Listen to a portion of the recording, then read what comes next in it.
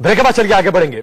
उत्तर प्रदेश के deputy CM Keshav Prasad Maurya ने भरोसा जाहिर किया है कि इस बार भी एनडीए की सरकार बनेगी और महागठबंधन को मुंह की खानी पड़ेगी। उत्तर प्रदेश में गरीबों के नेता, पिछड़ों के नेता और संघर्ष करके अपना एक काम वाले नेता केशव प्रसाद मौर्य आज इंडिया न्यूज के साथ खास यात्रा कर रहे हैं और ये यात्रा इनकी शुरू हो रही है लखनऊ से, जो कि गाजीपुर जाएगी। गाजीपुर में एक सभा को संबोधन करने का काम करेगी और वहां पर लोगों से मिलने का भी काम करेगी। केशव जी, आपका इंडिया न्यूज में बहुत स्वागत है। केशव जी, मेरा सवाल पहला आपसे ये है कि आप लोगों ने बहुत बड़ा लक्ष्य रखा है। मैंने 2014 में भी आपको देखा कि किस तरीके से आपने धीरे धीरे करके पार्टी को एक मुकाम तक पहुंचाया और जो लक्ष्य था 73 उसको आपने हासिल किया। तो आपको क्या लगता है कि इस बार भी उस लक्ष्य को आप पार कर पाएंगे? निश्चित तौर से पार कर पाएंगे, क्योंकि 2014 और 17 का जो लक्ष्य था उस लक्ष्य को भी हम लोगों ने पार किया था और 2019 में भी पार करेंगे, क्योंकि 2019 का जो लोकसभा चुनाव है वह एक निर्णायक चुनाव है। इस देश को दुनिया में नंबर 1 बनाने का चुनाव है। इस देश से भ्रष्टाचार मिटाने का चुनाव है। इस देश से गरीबी मिटाने का चुनाव है। इस देश के पिछड़ों को, इस देश के दलितों को, इस देश के सामान्य वर्ग के गरीबों को, सबको देश की मुख्यधारा में लाने का चुनाव है और मोदी जी को फिर से भारत का प्रधानमंत्री बनाने का चुनाव है।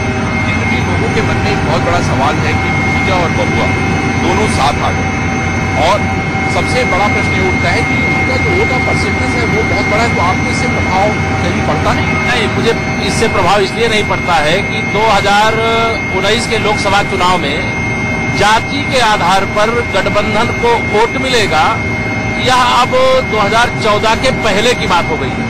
अब 2019 का युग मोदी जी का युग आ गया है, विकास का युग आ गया है।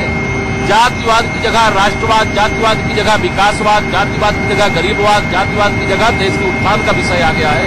इसलिए जिन वोटों की मालिक और मालिकिन बनकर के श्री अखिलेश यादव जी और मायावती जी गठबंधन किए हैं, उन्हें बहुत निराशा हाथ लगेगी, क्योंकि इस बार यादव जी भी कमल खिला रहे हैं और जाटव जी भी कमल खिला रहे हैं और सर्व समाज कमल खिला रहा है। क्योंकि हम जातिवाद के आधार पर नहीं, हम राष्ट्रवाद के आधार पर, विकासवाद के आधार पर इस देश को उन्नति के शिखर पर ले जाने के आधार पर इस चुनाव को लड़ रहे हैं।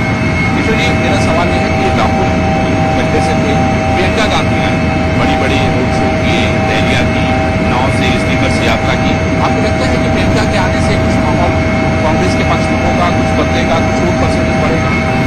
नहीं, प्रियंका जी के आने से एक प्रभाव पड़ा है कांग्रेस पर।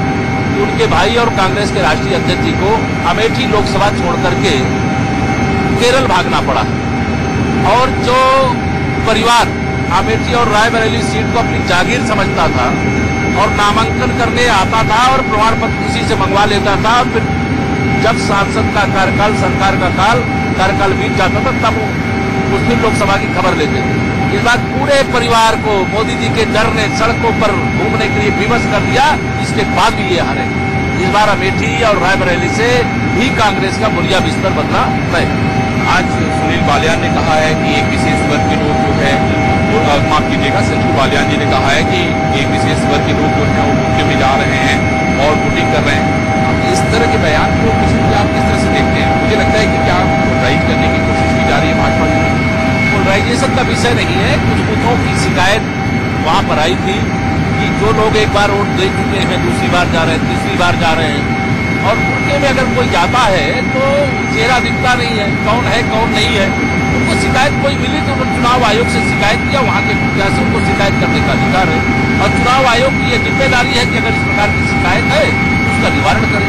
इसमें कोई हिंदू मुस्लिम की बात करना, पोलराइजेशन करना, ये नहीं। आपको किसी नहीं लगता है कि दुर्गा को फोन पे देख के तब वोट डालने में अगर आशंका है, अब जो भारतीय जनता पार्टी के एजेंट के रूप में वहां है, प्रत्याशी वहां है, अगर किसी को शंका किसी पर होती है तो वह चेहरा देखने की आवश्यकता पड़ने पर चेहरा देख सकता है और चेहरा दिखाना पड़ेगा, ऐसा विधान भी है।